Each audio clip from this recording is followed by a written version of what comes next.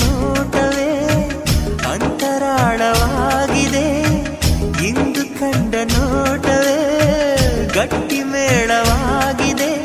ರಾಗ ಎನ್ನಲೇ ಅನುರಾಗ ಎನ್ನಲೇ ಪ್ರೀತಿ ಎನ್ನಲೇ ಹೊಸ ಮಾಯೆ ಎನ್ನಲೇ.